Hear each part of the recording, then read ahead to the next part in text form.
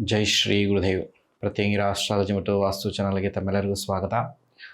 ಈ ಬಾರಿಯ ಅಕ್ಷಯ ತೃತೀಯ ಅಥವಾ ಬಸವ ಜಯಂತಿ ದಿನದಂದು ವೃಷಭ ರಾಶಿ ಮತ್ತು ತುಲಾ ರಾಶಿಯವರಿಗೆ ಅತ್ಯಂತ ರಾಜಯೋಗದ ದಿನವಾಗಿರುತ್ತದೆ. ಯಾರು ವೃಷಭ ರಾಶಿಯವರಾಗಿರ್ತೀರಾ ಅಥವಾ ತುಲಾ ರಾಶಿ ಆಗಿರೋರಾಗಿರ್ತೀರಾ, 2025 ತಮಗೆ ಅತ್ಯಂತ ಶ್ರೀಮಂತದಾಯಕ, ಅತ್ಯಂತ ವೈಭೋಗದಾಯಕ, ಅತ್ಯುತ್ತಮವಾದಂಥ ವರ್ಷ ಆಗಿರ್ತದೆ.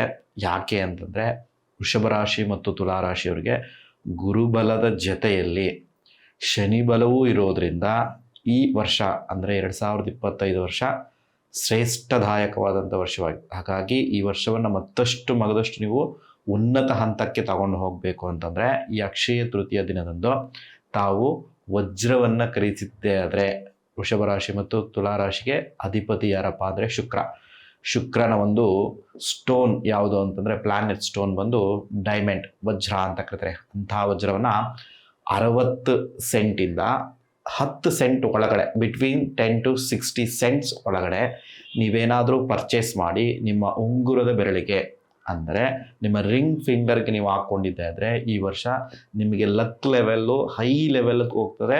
ಉದ್ಯೋಗದಲ್ಲಿರ್ಬೋದು, ವ್ಯಾಪಾರದಲ್ಲಿರ್ಬೋದು, ಯಶಸ್ಸಿನಲ್ಲಿರ್ಬೋದು, ಎಲ್ಲ ರೀತಿಯಲ್ಲೂ ಸಹ ಈ ಬಾರಿಯ ಅಕ್ಷಯ ತೃತೀಯ ವಜ್ರವನ್ನು ಧಾರಣೆಯನ್ನು ಮಾಡೋದ್ರ ಮೂಲಕ, ವಜ್ರವನ್ನು ಖರೀದಿಯನ್ನು ಮಾಡೋದ್ರ ಮೂಲಕ ಅತ್ಯಂತ ಯಶೋಪೇತವಾದಂತಹ ಯಶಸ್ಸಿನ ಉತ್ತುಂಗಕ್ಕೆ ನಿಮ್ಮ ತಗೊಂಡೋಗ್ತದೆ ಅಂತ ಹೇಳ್ತಾ ಇದ್ದೀನಿ. ಧನ್ಯವಾದಗಳು.